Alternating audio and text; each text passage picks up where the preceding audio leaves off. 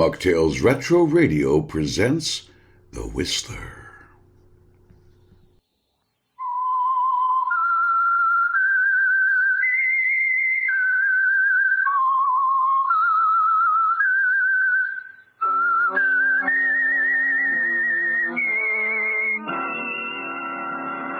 I am the Whistler, and I know many things, for I walk by night. I know many strange tales hidden in the hearts of men and women who have stepped into the shadows. Yes, I know the nameless terrors of which they dare not speak.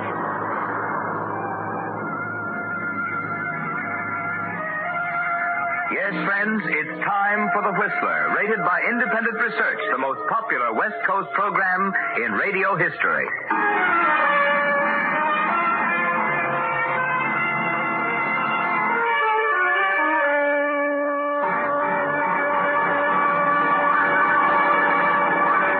The Whistler's strange story.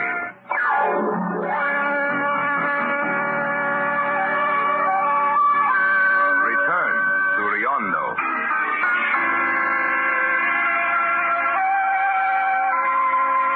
It was midday in the tiny Mexican village of Riondo. The air was still, quiet, and the streets a glaze of white-hot dust. As the bus creaked to a halt at the far end of the single main street, a lone passenger stepped down, stood for a moment looking around him. Moving away from the bus and along the street, it all came back to him. The neglected fountain marking the plaza, the faded facades along the little row of shops, the old cafe, all the same, unchanged. Just as when he had left on that same bus almost a year ago. At that time, Roy Collins was certain that he would never have reason to return. But now he did have a reason for returning. A good reason. Crossing the plaza, the guitar music he heard reminded him again of his former mining partners, old Dan Bosley and Paul. Yes, Paul Fallon was the youngest and the laziest, interested only in learning to play that second-hand guitar he'd picked up somewhere. But now it was Lola Mendez Roy wanted to see, the girl who ran the tiny cafe. Lola! Lola! It's Roy Collins. Roy? Senor Roy? Oh, but no. It is you. Oh, Senor Roy. Oh, there, Lola. Of course it's me. Oh, Senor Roy. Hey, Senor Roy. take it easy. Think I'd really stay away, Lola, from you? Oh, no, I did not. I did not know what to think, Senor Roy. It's just that I'm so happy to see you. Well, that's more like it. You look tired. Tired? Oh, yeah, tired, hot, and Hey, Lola, I hope the cafe hasn't changed if you still got some of that good Tequila. Yes. Sit down, Senor Roy. All right. No. Over here by the bar. Oh, I'm so happy, Senor Roy. So happy that you're well and back again. Back in Riondo. Yeah, me too, Lola. Oh, it's good to sit down without bouncing around in that rickety old bus. No, never mind that now. Here, drink this. To your return. Senor Roy. Senor Roy, are you back to stay? Or maybe just to see your old friend Dan Bosley, I don't know. I might look him up, maybe. I really came back to see you, Lola. Oh, that's nice. Yeah. How is Dan? Is he making out okay? Oh, see, he bought the watch, the silver one. I told you that in the letter I wrote. You asked me to let you know when he bought it. Yeah, that's right. So Dan got his silver watch, huh? Always said he would, didn't he? When he struck it rich. Yes. Is he still up in the hills in our old camp? I think so. Oh, see.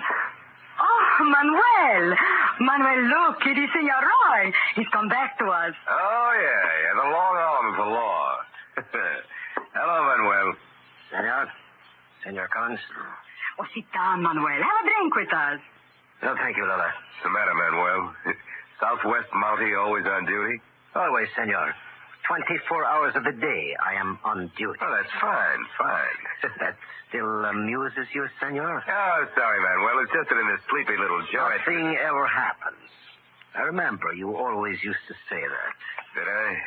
Always. But you forget, senor, that Riondo is just one place, one village. Oh, Manuel has been promoted, Senor Roy.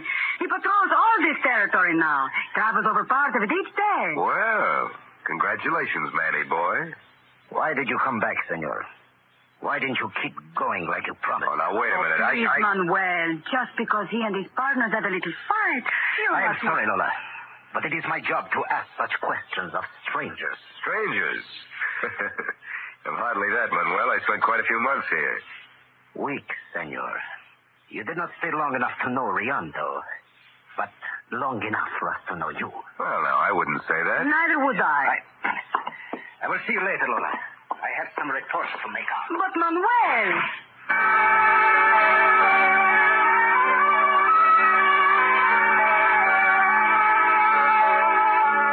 Well, Roy, the reception committee was actually as you expected. Lola pleased and joyous at your return. Manuel Rosales, annoyed, suspicious, certain that your return threatened his obvious romantic inclinations toward Lola. With a promise to return later, you leave her, and walking through the village, your thoughts turn back to your old partner, Dan Bosley. And then the sound of the guitar startles you again, doesn't it, Roy? But only for a moment. You're sure Paul Fallon, your other ex-partner, is far from Riondo at this moment. You're sure that he hasn't the knowledge you have of Dan's recent good fortune. At a blacksmith shop at the end of the street, you stop, rouse the dozing old man, and present your proposition. He doesn't take to it too well, does he?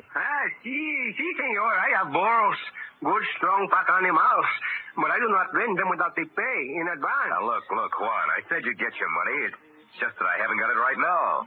I have to work a deal with a friend of mine. No, senor. No pay, no burro. I'm very sorry, senor. Now, listen, you dried-up old goat. Why bother with him, Roy? What? I have enough for our journey. Oh. Uh-huh. One of your old partners. Welcome back to Riondo, Roy. And if I may be so bold, may I ask, did you come to see an old pal? Or did you come for gold? Shut up and put that thing down. Okay. But if I can't sing, we'll talk. There's nothing to talk about. What are you doing here, anyway? You see, there is something to talk about. Now, you hate Riondo, but you're back. Now, there's got to be a reason. A good reason. Like what? Well, like maybe our dear old ex-partner, Dan Bosley, making a strike. Did he? I wouldn't know. Neither would I. But we'll go see him, won't we, Roy? Sort of renew our old partnership, just like you figured. I didn't figure any of this thought. No, not with me along, you didn't. But you'll lead me to him. Will I? You might as well get this straight, Roy. You're not going anywhere without me, partner. Oh, yes, we're right back in Riondo. Two of the unholy three. We're going to take Dan's gold away. Half for you and half for me.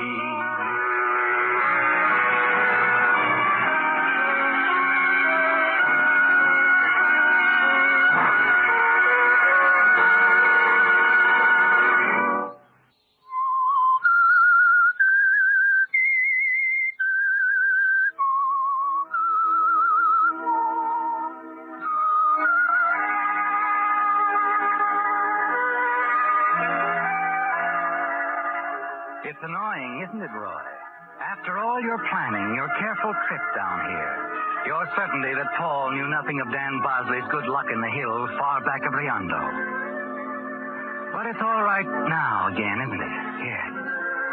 You had to move fast and run the risk of Lola suspecting your plans, wondering if you'd really come back to see her after all. But you're almost in the clear, and she doesn't seem to suspect a thing. She's even helped you, is still helping you. Here in the darkness in back of the old cafe. Lola, you're okay. I'm not forgetting this. Oh, I hope you will be safe, Senor Roy. And that you will come back soon. Oh, yeah, I will, Lola, real soon. Now, look, are you sure your uncle will miss the burro of the supplies? Oh, no, he will not. The supplies I bought. I'll have the burro back to him in a week. And after that, Lola, I'll make it up to you. We'll get out of this burg. Oh, be careful, Senor Roy. The mountain trails, the rivers, they're dangerous. Manuel says... Never mind what that half-baked deputy says. You heard what I said, didn't you? You and me, Lola. Oh, sí, Senor Roy. You and me. Adios, querido.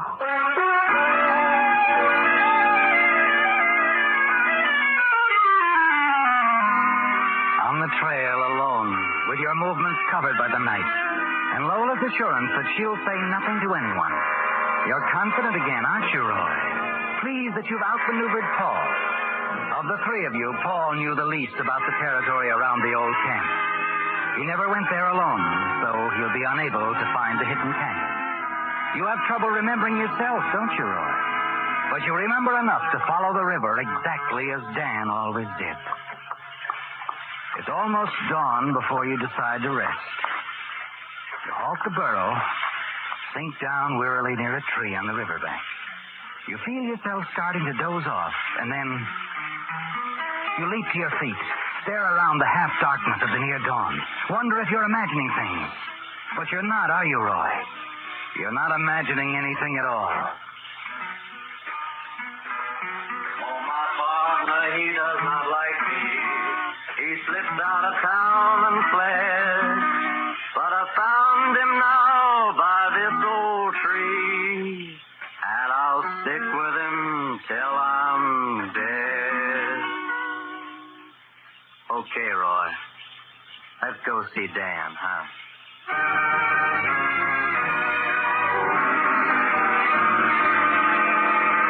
You've lost, haven't you, Roy? At least for the present.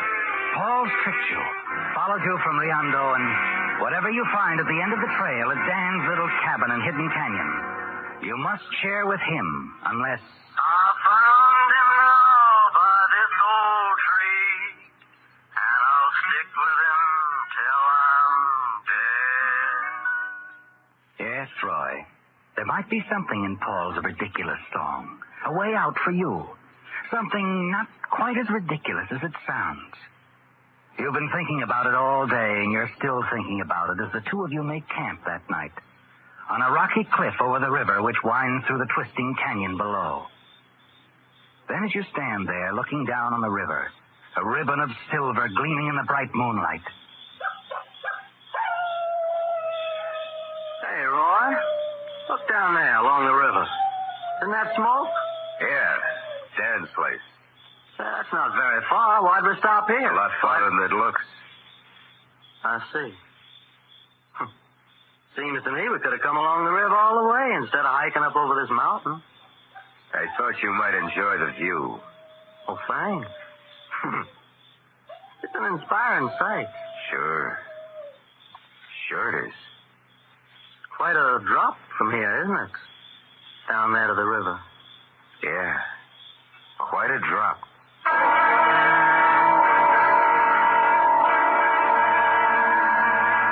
The following morning finds you alone on the trail again, leading down the mountainside. And it's almost noon when you reach the river's edge. You stop for a moment, look up to the lone tree high above at the top of the cliff where you were camped last night. Yes, it's a long drop, isn't it, Roy? Paul Fallon couldn't possibly have survived a fall like that. Then as you turn and start up the river, you freeze in your tracks as the bullet kicks up a tiny cloud of dust at the top of a nearby boulder. And then a smile crosses your face and you relax. Yet you don't make a move. You wait. And presently he appears, walking easily along the path, coming toward you. Hello, Dan. Roy? Yeah. Roy Collins, your old partner. Hiya, Dan. Didn't recognize you. Still pretty quick with a trigger finger, huh? But then you always were, cautious. I don't like strangers nosing around. Yeah, I know. So you're back, huh? Well, I'm pushing through, Dan, into the interior. Figured as long as I was in the neighborhood, I'd drop in, say hello. I see. Just passing through, huh? Yeah. Hey, look, you don't mind if I stay over a day or so, do you, Dan? I can stand the rest. No, I guess I don't mind. Come on, shack's down this way. Build me a new place after you, Paul, and I split up. You walk away casually. Then when you're a few hundred feet down the path, you look back. Dan hasn't moved. Now's your chance, Roy.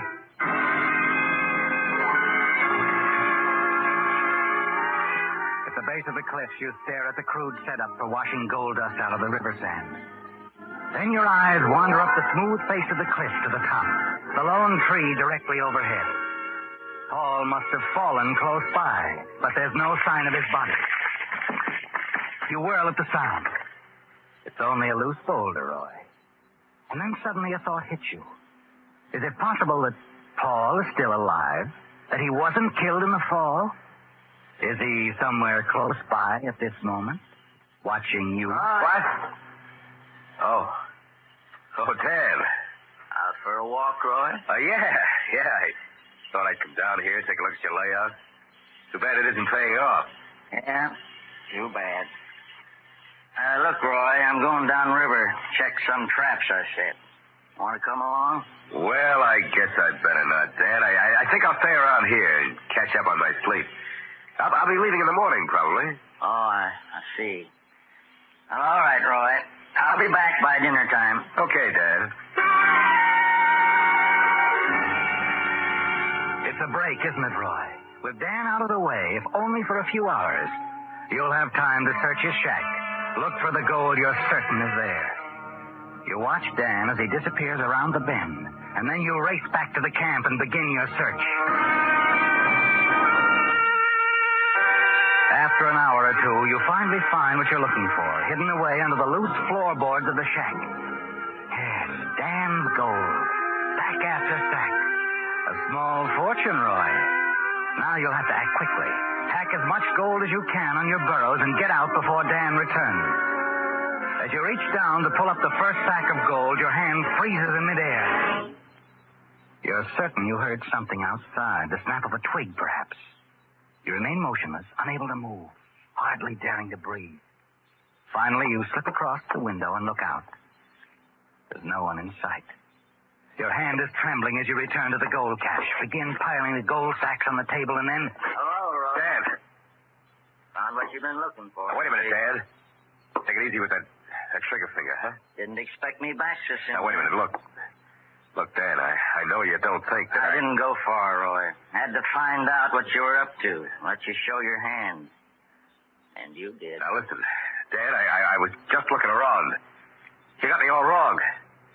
Sure. All wrong! As Dan staggers back from the blow, you kick the gun from his hand, clatters to the floor. You pick it up quickly, and you're ready for him as he lunges at you. Dan sinks slowly to one knee and then crumples to the floor. You really shouldn't have come back, Dan, not so soon. You won't get away, Roy. No? Look outside. The burro. I let him go.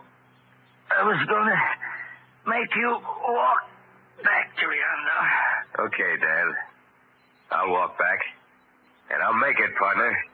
Even with all that gold I'll be carrying, your gold. No, you'll never get there. You don't know your way well enough. I'll find my way, Dan. I got in here, I'll follow the river back out. Long way around, but easier with a load. The river? No, you'll never make it. This way you're wrong, pal. I'll make it all right. You're the one who isn't going to make it. They'll find me. Know what happened? Not right away, they won't find you. You know, Dan, when you dug that place under the floor to hide your gold, you were digging something else. Your own grave.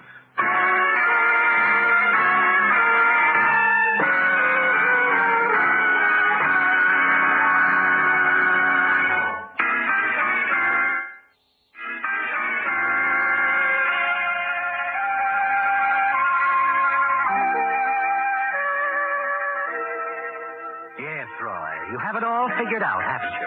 With Dan's body rolled under the floor of his shack and the loose boards back in place over it. You have only to pack all the gold you can carry into knapsacks, strap them onto your back, and then hurry to the river.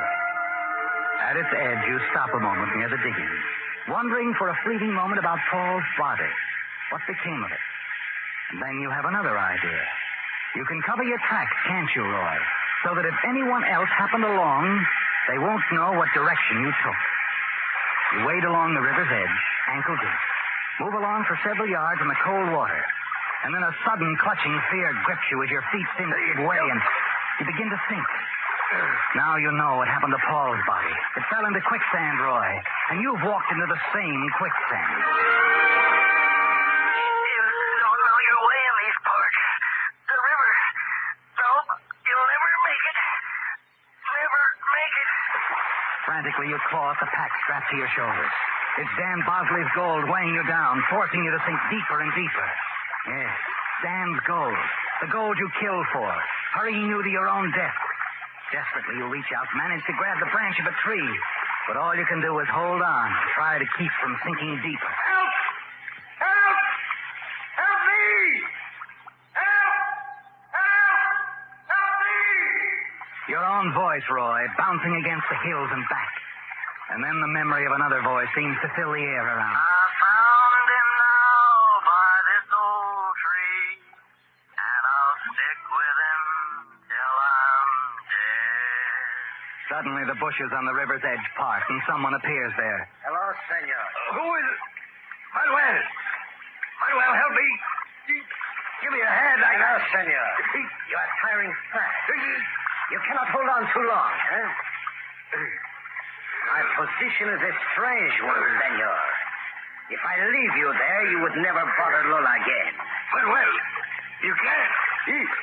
You can't leave me like this. Manuel, where are you going? Come back.